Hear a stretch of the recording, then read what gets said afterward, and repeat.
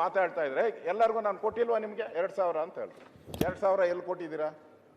ಅದೇ ಗಂಡನ ಜೋಬಿಗೆ ಎಣ್ಣೆ ಹೊಡಿತಾ ಇದ್ದ ಪಾಪ, ಗಂಡನ ಜೋಬಿಗೆ 2,000 ಟ್ಯಾಕ್ಸ್ ಹಾಕಿದ್ರಿ, ಆ 2,000ನ ಪಾಪ ಹೆಣ್ಮಗಳು ಕೊಟ್ರಿ. ನಿಮ್ಮ ಕೈಯಿಂದ ಏನು ಕೊಟ್ರಿ? ಅದರಲ್ಲಿ ಅಂಕಿಅಂಶ ಕೊಡ್ತೀನಿ ನಾನು, ಬೇಕಾದ್ರೆ ಅಂಕಿಅಂಶ ಕೊಡ್ತೀನಿ. ಎಷ್ಟು? 50 ರೂಪಾಯಿ 60 ರೂಪಾಯಿ ಒಂದು ಕ್ವಾರ್ಟರ್ಗೆ ಜಾಸ್ತಿ ಮಾಡಿದ್ದೀರಾ. ಒಂದು ಕ್ವಾರ್ಟರ್ ಕುಡಿದ್ರೆ ಪರವಾಗಿಲ್ಲ, 2 ಕ್ವಾರ್ಟರ್ ಕುಡಿಯೋನು ಇನ್ನೂ ಜಾಸ್ತಿ ಕೊಡ್ತಾನೆ.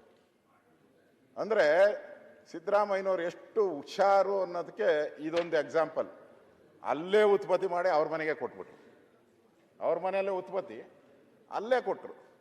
ಗಂಡನಿಂದ ಹೆಂಡತಿ ಕೊಡೋ ಬಿಜೆಪಿ ಕಾಲದಲ್ಲಿ ಬಾಟ್ಲು ಕುಡಿತಿರ್ಲಿಲ್ಲ. ನಾನು ವಿರೋಧ ಪಕ್ಷದ ನಾಯಕರೇ, ಬಿಜೆಪಿ ಕಾಲದಲ್ಲಿ ಬಾಟ್ಲಲ್ಲಿ ಕುಡಿತಿರ್ಲಿಲ್ವಾ? ಕುಡಿತಿದ್ರೆ ಇಲ್ವಾ ಜನ? ಆಗ್ಲೂ ಇಷ್ಟೇ ದುಡ್ಡು ಬರ್ತುತ್ತೋ ಇಲ್ವಾ? ಮೊದಲೇ ತೀರ್ಮಾನ ಆಗಿದೆ. ಮುಖ್ಯಮಂತ್ರಿ ಅಧ್ಯಕ್ಷರೇ, ಉತ್ತರ ಕರ್ನಾಟಕ ಚರ್ಚೆ ಆಗುವಾಗ ಉತ್ತರ ಕರ್ನಾಟಕ ವಿಚಾರಗಳು, ಉತ್ತರ ಕರ್ನಾಟಕಕ್ಕೆ ಸಂಬಂಧಪಟ್ಟಂತ ವಿಚಾರಗಳು ಚರ್ಚೆ ಆಗಬೇಕು, ಅದಕ್ಕೊಂದು ಪರಿಹಾರ ಸಿಗಬೇಕು. ಈ ದೃಷ್ಟಿಯಿಂದ ಇಲ್ಲಿ ಒಂದು ಅಧಿವೇಶನವನ್ನ ಸಾಮಾನ್ಯವಾಗಿ ಎಲ್ಲ ಸರ್ಕಾರಗಳು ಮಾಡಿದೆ. ಸಿದ್ದರಾಮಯ್ಯನವರ ಸರ್ಕಾರನೂ ಕೂಡ ಈಗ ಮಾಡ್ತಾ ಇದೆ. ಪ್ರತಿ ವಿಧಾನಸಭಾ ಅಧಿವೇಶನ ಮಾಡಿದಾಗ ನನಗನ್ಸುತ್ತೆ ಸರ್ಕಾರ ಒಂದು ರೀತಿ ಕಾಟಾಚಾರಕ್ಕೆ ಕೊನೆ 3 ದಿನ ಚರ್ಚೆಗೆ ಅವಕಾಶ, ಅದರಲ್ಲಿ ಮತ್ತೆ ಬಿಲ್ಲುಗಳು, ಕೊನೆಗೆ ಮುಖ್ಯಮಂತ್ರಿಗಳು ಭಾಷಣ ಮಾಡಿ ಕೊನೆ ಮುಗಿದ ತಕ್ಷಣ ಮುಂದೆ ಹಾಕ್ಬಿಡ್ತಾ ಇದ್ರಿ. ಸರಿಯಾದಂಥ ಚರ್ಚೆಗೆ ಅವಕಾಶ ಸಿಗ್ತಾ ಇರಲಿಲ್ಲ. ಅದಕ್ಕೋಸ್ಕರ ನಾನು ಈ ಬಾರಿ, ಕಳೆದ ವಾರ ನಮ್ಮ ಸಭೆಗಳಾದಾಗ, ನಮ್ಮ BJP ಮತ್ತು JDS ಸಭೆ ಆದಾಗ ಚರ್ಚೆ ಮಾಡಿದ್ರಿ, ಇದನ್ನು ಮೊದಲೇ ತಗೊಬೇಕು, ಮೊದಲ 2 ದಿನನೇ ಇದಕ್ಕೆ ಚರ್ಚೆಗೆ ಅವಕಾಶ. ನಾನು ತಮ್ಮಲ್ಲಿ ವಿನಂತಿ ಮಾಡ್ತೀನಿ, ಯಾರ್ಯಾರು ಉತ್ತರ ಕರ್ನಾಟಕದ ಸದಸ್ಯರು ಅವ್ರಿಗೆ ಆದ್ಯತೆಯನ್ನು ಕೊಡಿ. ಎಲ್ಲರೂ ಮಾತಾಡಲಿ, ಹೆಚ್ಚು ಉತ್ತರ ಕರ್ನಾಟಕದವ್ರು ಕೊಡಲಿ ಸರ್, ಎಲ್ಲರೂ ಮಾತಾಡಲಿ ಹೆಚ್ಚು. ಯಾಕಂದರೆ ಬೇರೆಯವರು ಮಾತಾಡಿದ್ರೆ ಮತ್ತೆ ಹಳೆ ಜಿಲ್ಲೆಗೆ ಬಂದ್ಬಿಡುತ್ತೆ, ಅದರಿಂದ ಬೆಳಕು ಚೆಲ್ಲಕ್ಕೆ ಕಷ್ಟ ಆಗ್ತದೆ. ಅದಕ್ಕೆ ಉತ್ತರ ಕರ್ನಾಟಕಕ್ಕೆ ಅಲ್ಲಿರುವಂಥ ಎಲ್ಲ ಶಾಸಕರು ಮಾತಾಡೋಕ್ಕೆ ತಾವು ಅವಕಾಶ ಕೊಡಬೇಕು. ಅದು 1 ದಿನ ಆಗಲಿ, 2 ದಿನ ಆಗಲಿ, 3ನೇ ದಿನ ನಾನು ಆಗ್ರಹ ಮಾಡ್ತೀನಿ ಸರ್ಕಾರಕ್ಕೆ, 3ನೇ ದಿನ ಮುಖ್ಯಮಂತ್ರಿಗಳು ಉತ್ತರ ಕೊಟ್ಟರೆ ಒಳ್ಳೆಯದು. ಅದಕ್ಕೊಂದು ಅರ್ಥ ಬರ್ತೈತೆ. ಇನ್ಮೇಲೆ ಈ ಥರ ಅಧಿವೇಶನ ನಡೆದಾಗೆಲ್ಲನೂ ಕೂಡ ಅದೊಂದು ಸಂಪ್ರದಾಯ ಆಗ್ತೈತೆ. ಸಂಪ್ರದಾಯ ಆದರೆ ಅದು ನಿಮ್ಮಿಂದನೇ ಪ್ರಾರಂಭ ಆಗಲಿ, ಸಂಪ್ರದಾಯ ಆದ್ಯತೆ ಅಂತ ಗೊತ್ತಾಗ್ತೈತೆ. ಈ ಜನಕ್ಕೂ ಒಂದು ಪದೇ ಪದೇ ನಾವು ಇಲ್ಲಿ ಚರ್ಚೆಗಳೆಲ್ಲ ನಡೆಯೋದು ಉತ್ತರ ಕರ್ನಾಟಕದ ಬಗ್ಗೆನೇ ಚರ್ಚೆಗಳು. ಆದರೆ ಅಭಿವೃದ್ಧಿ ವಿಚಾರಗಳ ಬಂದಾಗ ಎಲ್ಲ ಲಾಸ್ಟು. ಅದರಿಂದ ಇದಕ್ಕೊಂದು ಏನಾದರೂ ಒಂದು ಅಂತ್ಯ ಆಡಬೇಕು. ಆ ದೃಷ್ಟಿಯಿಂದ ತಾವು ಅವಕಾಶ ಮಾಡಿಕೊಟ್ಟಿದ್ದೀರಾ. ಇದು ಪೂರ್ಣ ಮಟ್ಟದ ಚರ್ಚೆ ಆಗಲಿ. ನಾನು ಕೂಡ ಇವತ್ತು ಈ ವಿಚಾರವಾಗಿ ನಾನು ಮಾತಾಡ್ತಾ ಇದ್ದೀನಿ, ಈ ಬೆಳೆ ಹಾನಿ ಆಗಿರೋದ್ರ ಬಗ್ಗೆ ಮತ್ತು ಉತ್ತರ ಕರ್ನಾಟಕದ ಅಭಿವೃದ್ಧಿ ಕುಂಠಿತ ಆಗಿರೋದ್ರ ಬಗ್ಗೆ, ಈ ಥರದ್ದೆಲ್ಲ ಕೂಡ ಇವತ್ತು ನಾನು ಚರ್ಚೆ ಮಾಡ್ತಾ ಇದ್ದೀನಿ. ನನಗನ್ಸ್ತೈತೆ ರಾಜ್ಯದಲ್ಲಿ ಈ ಸರ್ಕಾರ ಭಾಳ ನಿರೀಕ್ಷೆ ಇತ್ತು. 2.5 ವರ್ಷದಿಂದ ಸರ್ಕಾರ ಬಂದಾಗ ಜನಕ್ಕೆ ಒಂದು ನಿರೀಕ್ಷೆ ಏನೋ, ಸಿದ್ದರಾಮಯ್ಯನವರು 2013ರಲ್ಲಿ ಮುಖ್ಯಮಂತ್ರಿ ಆಗಿದ್ದರು, 5 ವರ್ಷ ಪೂರ್ತಿ ಅಧಿಕಾರವನ್ನು ನೋಡಿದರು, ಮತ್ತೆ ಅದೇ ರೀತಿಯ ಆಡಳಿತವನ್ನು ನಾವು ನೋಡ್ಬೋದು ಅಂತ ಅವರು ಭ್ರಮೆ, ಒಂದು ಕನಸು. ಈಗ ನೋಡ್ತಾ ಇರುವಂಥ ಸಿದ್ದರಾಮಯ್ಯನವರು ಆ ಭ್ರಮೆ, ಕನಸು ಎಲ್ಲ ನುಚ್ಚು ನೂರಾಗ್ಬಿಟ್ಟಿದೆ. ಒಂಥರ ಒಡೆದ ಕನ್ನಡಿ ಥರ ಆಗೋಗಿದೆ. ಪ್ರತಿದಿನ ರೈತರ ಸಂಕಷ್ಟಕ್ಕೆ ಏನು ಸ್ಪಂದನೆ ಮಾಡಬೇಕಾಯಿತು, ರೈತರ ಗೋಳನ್ನು ಕೇಳಬೇಕಾಯಿತು. ಇವತ್ತು ಒಂಥರ ಅರಣ್ಯ ರೋದನ ಆಗೋಗ್ಬಿಟ್ಟಿದೆ. ಯಾರಿಗೆ ಹೇಳ್ಬೇಕು, ಯಾರು ಕೇಳಬೇಕು ಅನ್ನೋ ಪರಿಸ್ಥಿತಿ ಇವತ್ತಿಲ್ಲ. ಸರ್ಕಾರ ಬಂದ ತಕ್ಷಣ ಅಂತೂ, ಈ ಕಾಂಗ್ರೆಸ್ ಸರ್ಕಾರ ಬಂದಾಗ ಫಸ್ಟ್ ವರ್ಷ ಬರ, 2ನೇ ವರ್ಷ ಫ್ಲಡ್ಡು, ದಳ್ಳಾಳಿಗಳ ಕಾಟ, 3ನೇ ವರ್ಷಕ್ಕೇನೋ ಕಾಲಿಟ್ರಿ, ಬರನೂ ಹೋಯ್ತು, ಫ್ಲಡ್ಡು ಹೋಯ್ತು ಅಂತ ಹೇಳಿದ್ರೆ ಈ ಬಾರಿ ಅಧಿಕಾರದ ಕಿತ್ತಾಟ, ಚೇರ್ ಕಿತ್ತಾಟ. ಇದರ ಮಧ್ಯೆ ಈ ಭಾಗದ ಉತ್ತರ ಕರ್ನಾಟಕದ ರೈತರು ಒಂದು ರೀತಿ ತಮಗೂ ಗೊತ್ತಿದೆ, ಎಲ್ಲ ಕಡೆ ಧರಣಿ, ಹೋರಾಟ ಇವೆಲ್ಲ ಪ್ರಾರಂಭ ಮಾಡಿದ್ದಾರೆ. ಯಾವ ಸರ್ಕಾರ ಈ ಭಾಗದ ಜನರ ಕಣ್ಣೀರನ್ನು ಒಡಿಸ್ಬೇಕಾಯಿತು, ಅವರ ಕಣ್ಣೀರಿಗೆ ಪರಿಹಾರವನ್ನು ಕೊಡಬೇಕಾಯಿತು, ಅದೇ ಸರ್ಕಾರ ರೈತರ ಕಣ್ಣಲ್ಲಿ ರಕ್ತ ಬರೆಸ್ತಾ ಇದ್ದಾರೆ. ಕಣ್ಣೀರಿನ ಜೊತೆ ರಕ್ತ ಬರುವಂಥ ಪರಿಸ್ಥಿತಿಯನ್ನು ನಾವು ಇವತ್ತು ನೋಡ್ತಾ ಇದ್ದೀವಿ. ಅದರಿಂದ ಇವತ್ತು ಇಡೀ ರೈತ ಸಮುದಾಯ ಬೀದಿಗಿಳಿದು ಹೋರಾಟ ಮಾಡ್ತಾ ಇದೆ.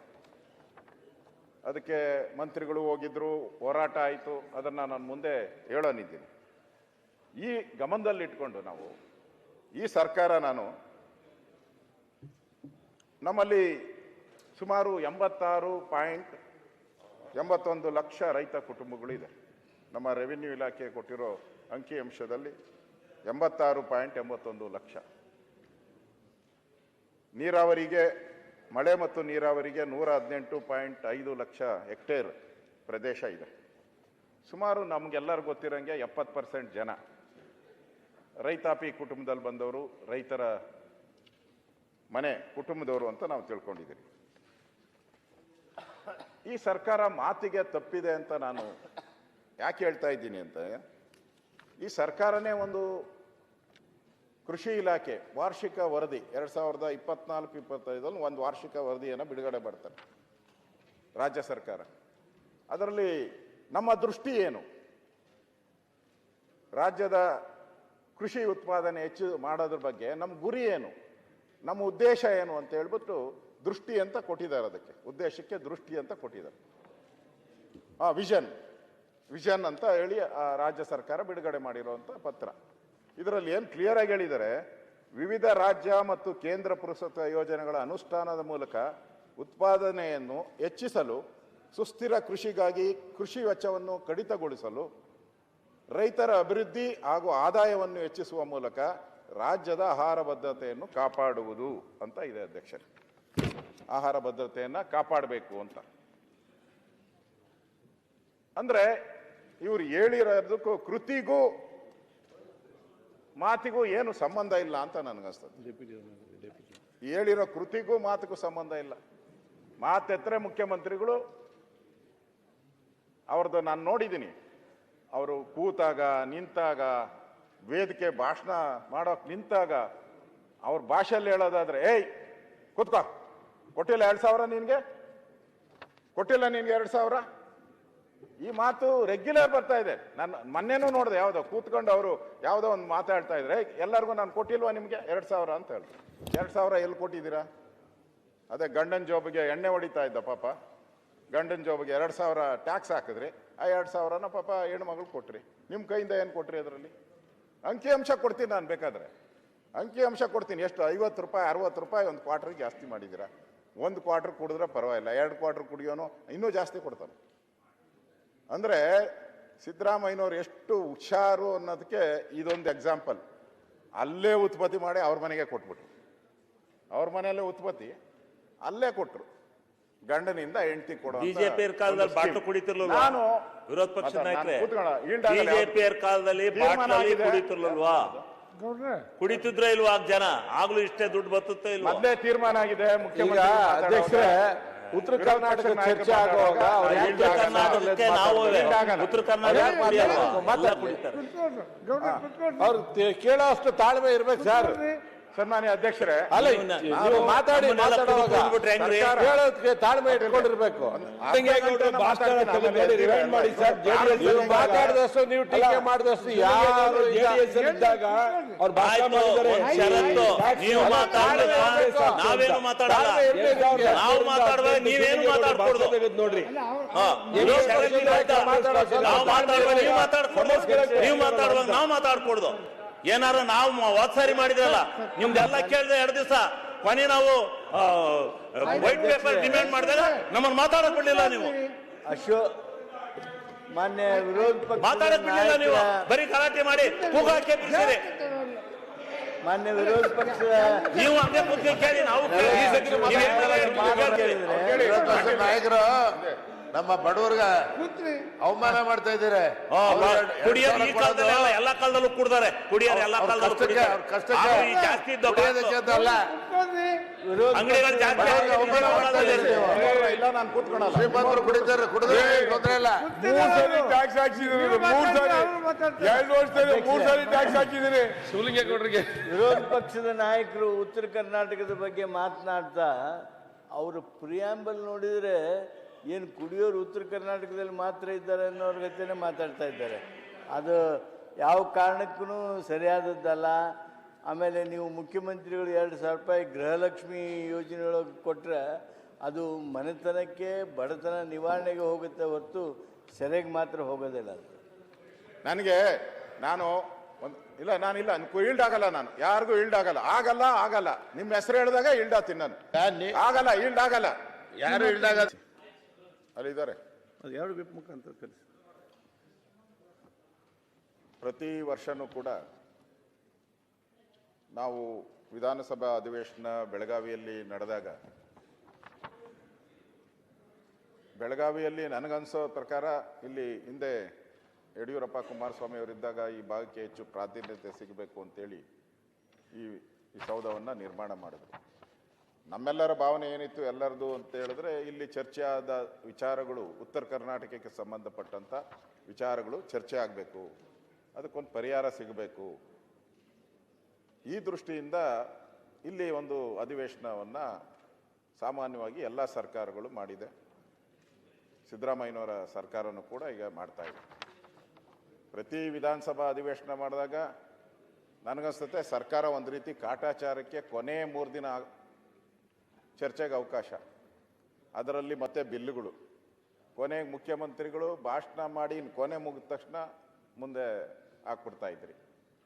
ಸರಿಯಾದಂಥ ಚರ್ಚೆಗೆ ಅವಕಾಶ ಸಿಗ್ತಾ ಇರಲ್ಲ. ಅದಕ್ಕೋಸ್ಕರ ನಾನು ಈ ಬಾರಿ ಕಳೆದ ವಾರ ನಮ್ಮ ಸಭೆಗಳಾದಾಗ, ನಮ್ಮ BJP ಮತ್ತು JDS ಸಭೆ ಆದಾಗ ಚರ್ಚೆ ಮಾಡಿದ್ರಿ, ಇದನ್ನು ಮೊದಲೇ ತಗೊಬೇಕು, ಮೊದಲ 2 ದಿನನೇ ಇದಕ್ಕೆ ಚರ್ಚೆಗೆ ಅವಕಾಶ. ನಾನು ತಮ್ಮಲ್ಲಿ ವಿನಂತಿ ಮಾಡ್ತೀನಿ, ಯಾರ್ಯಾರು ಉತ್ತರ ಕರ್ನಾಟಕದ ಸದಸ್ಯರು ಅವ್ರಿಗೆ ಆದ್ಯತೆಯನ್ನು ಕೊಡಿ. ಎಲ್ಲರೂ ಮಾತಾಡಲಿ, ಹೆಚ್ಚು ಉತ್ತರ ಕರ್ನಾಟಕದವ್ರು ಕೊಡಲಿ ಸರ್, ಎಲ್ಲರೂ ಮಾತಾಡಲಿ ಹೆಚ್ಚು. ಯಾಕಂದರೆ ಬೇರೆಯವರು ಮಾತಾಡಿದ್ರೆ ಮತ್ತೆ ಹಳೆ ಜಿಲ್ಲೆಗೆ ಬಂದ್ಬಿಡುತ್ತೆ. ಅದರಿಂದ ಬೆಳಕು ಚೆಲ್ಲಕ್ಕೆ ಕಷ್ಟ ಆಗ್ತದೆ. ಅದಕ್ಕೆ ಉತ್ತರ ಕರ್ನಾಟಕಕ್ಕೆ ಅಲ್ಲಿರುವಂಥ ಎಲ್ಲ ಶಾಸಕರು ಮಾತಾಡೋಕ್ಕೆ ತಾವು ಅವಕಾಶ ಕೊಡಬೇಕು. ಅದು 1 ದಿನ ಆಗಲಿ, 2 ದಿನ ಆಗಲಿ, 3ನೇ ದಿನ ನಾನು ಆಗ್ರಹ ಮಾಡ್ತೀನಿ ಸರ್ಕಾರಕ್ಕೆ, 3ನೇ ದಿನ ಮುಖ್ಯಮಂತ್ರಿಗಳು ಉತ್ತರ ಕೊಟ್ಟರೆ ಒಳ್ಳೆಯದು. ಅದಕ್ಕೊಂದು ಅರ್ಥ ಬರ್ತೈತೆ. ಇನ್ಮೇಲೆ ಈ ಥರ ಅಧಿವೇಶನ ನಡೆದಾಗೆಲ್ಲನೂ ಕೂಡ ಅದೊಂದು ಸಂಪ್ರದಾಯ ಆಗ್ತೈತೆ. ಸಂಪ್ರದಾಯ ಆದರೆ ಅದು ನಿಮ್ಮಿಂದನೇ ಪ್ರಾರಂಭ ಆಗಲಿ. ಸಂಪ್ರದಾಯ ಆದ್ಯತೆ ಅಂತ ಗೊತ್ತಾಗ್ತೈತೆ. ಈ ಜನಕ್ಕೂ ಒಂದು ಪದೇ ನಾವು ಇಲ್ಲಿ ಚರ್ಚೆಗಳೆಲ್ಲ ನಡೆಯೋದು ಉತ್ತರ ಕರ್ನಾಟಕದ ಬಗ್ಗೆನೇ ಚರ್ಚೆಗಳು. ಆದರೆ ಅಭಿವೃದ್ಧಿ ವಿಚಾರಗಳ ಬಂದಾಗ ಎಲ್ಲ ಲಾಸ್ಟು. ಅದರಿಂದ ಇದಕ್ಕೊಂದು ಏನಾದರೂ ಒಂದು ಅಂತ್ಯ ಆಡಬೇಕು. ಆ ದೃಷ್ಟಿಯಿಂದ ತಾವು ಅವಕಾಶ ಮಾಡಿಕೊಟ್ಟಿದ್ದೀರಾ. ಇದು ಪೂರ್ಣ ಮಟ್ಟದ ಚರ್ಚೆ ಆಗಲಿ. ನಾನು ಕೂಡ ಇವತ್ತು ಈ ವಿಚಾರವಾಗಿ ನಾನು ಮಾತಾಡ್ತಾ ಇದ್ದೀನಿ. ಈ ಬೆಳೆ ಹಾನಿ ಆಗಿರೋದ್ರ ಬಗ್ಗೆ ಮತ್ತು ಉತ್ತರ ಕರ್ನಾಟಕದ ಅಭಿವೃದ್ಧಿ ಕುಂಠಿತ ಆಗಿರೋದ್ರ ಬಗ್ಗೆ, ಈ ಥರದ್ದೆಲ್ಲ ಕೂಡ ಇವತ್ತು ನಾನು ಚರ್ಚೆ ಮಾಡ್ತಾ ಇದ್ದೀನಿ. ನನಗನ್ಸ್ತೈತೆ ರಾಜ್ಯದಲ್ಲಿ ಈ ಸರ್ಕಾರ ಭಾಳ ನಿರೀಕ್ಷೆ ಇತ್ತು. 2.5 ವರ್ಷದಿಂದ ಸರ್ಕಾರ ಬಂದಾಗ ಜನಕ್ಕೆ ಒಂದು ನಿರೀಕ್ಷೆ ಏನೋ, ಸಿದ್ದರಾಮಯ್ಯನವರು 2013ರಲ್ಲಿ ಮುಖ್ಯಮಂತ್ರಿ ಆಗಿದ್ದರು, 5 ವರ್ಷ ಪೂರ್ತಿ ಅಧಿಕಾರವನ್ನು ನೋಡಿದರು, ಮತ್ತೆ ಅದೇ ರೀತಿಯ ಆಡಳಿತವನ್ನು ನಾವು ನೋಡ್ಬೋದು ಅಂತ ಅವರು ಭ್ರಮೆ, ಒಂದು ಕನಸು.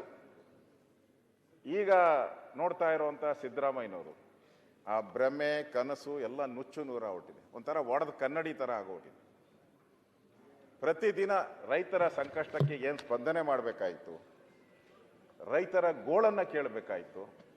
ಇವತ್ತು ಒಂಥರ ಅರಣ್ಯ ರೋದನ ಆಗೋಗ್ಬಿಟ್ಟಿದೆ. ಯಾರಿಗೆ ಹೇಳ್ಬೇಕು, ಯಾರು ಕೇಳಬೇಕು ಅನ್ನೋ ಪರಿಸ್ಥಿತಿ ಇವತ್ತಿಲ್ಲ. ಸರ್ಕಾರ ಬಂದ ತಕ್ಷಣ ಅಂತೂ ಈ ಕಾಂಗ್ರೆಸ್ ಸರ್ಕಾರ ಬಂದಾಗ ಫಸ್ಟ್ ವರ್ಷ ಬರ, 2ನೇ ವರ್ಷ ಫ್ಲಡ್ಡು, ದಳ್ಳಾಳಿಗಳ ಕಾಟ, 3ನೇ ವರ್ಷಕ್ಕೇನೋ ಕಾಲಿಟ್ರಿ, ಬರನೂ ಹೋಯ್ತು, ಫ್ಲಡ್ಡು ಹೋಯ್ತು ಅಂತ ಹೇಳಿದ್ರೆ ಈ ಬಾರಿ ಅಧಿಕಾರದ ಕಿತ್ತಾಟ, ಚೇರ್ ಕಿತ್ತಾಟ. ಇದರ ಮಧ್ಯೆ ಈ ಭಾಗದ ಉತ್ತರ ಕರ್ನಾಟಕದ ರೈತರು ಒಂದು ರೀತಿ ತಮಗೂ ಗೊತ್ತಿದೆ, ಎಲ್ಲ ಕಡೆ ಧರಣಿ, ಹೋರಾಟ ಇವೆಲ್ಲ ಪ್ರಾರಂಭ ಮಾಡಿದ್ದಾರೆ. ಯಾವ ಸರ್ಕಾರ ಈ ಭಾಗದ ಜನರ ಕಣ್ಣೀರನ್ನು ಒಡಿಸ್ಬೇಕಾಯಿತು, ಅವರ ಕಣ್ಣೀರಿಗೆ ಪರಿಹಾರವನ್ನು ಕೊಡಬೇಕಾಯಿತು, ಅದೇ ಸರ್ಕಾರ ರೈತರ ಕಣ್ಣಲ್ಲಿ ರಕ್ತ ಬರಿಸ್ತಾ ಇದ್ದಾರೆ. ಕಣ್ಣೀರಿನ ಜೊತೆ ರಕ್ತ ಬರುವಂಥ ಪರಿಸ್ಥಿತಿಯನ್ನು ನಾವು ಇವತ್ತು ನೋಡ್ತಾ ಇದ್ದೀವಿ. ಅದರಿಂದ ಇವತ್ತು ಇಡೀ ರೈತ ಸಮುದಾಯ ಬೀದಿಗಿಳಿದು ಹೋರಾಟ ಮಾಡ್ತಾ ಇದೆ. ಅದಕ್ಕೆ ಮಂತ್ರಿಗಳು ಹೋಗಿದ್ರು, ಹೋರಾಟ ಆಯಿತು. ಅದನ್ನು ನಾನು ಮುಂದೆ ಹೇಳೋನಿದ್ದೀನಿ. ಈ ಗಮನದಲ್ಲಿಟ್ಕೊಂಡು ನಾವು ಈ ಸರ್ಕಾರ ನಮ್ಮಲ್ಲಿ ಸುಮಾರು 86.81 ಲಕ್ಷ ರೈತ ಕುಟುಂಬಗಳು ಇದೆ. ನಮ್ಮ ರೆವಿನ್ಯೂ ಇಲಾಖೆ ಕೊಟ್ಟಿರೋ ಅಂಕಿಅಂಶದಲ್ಲಿ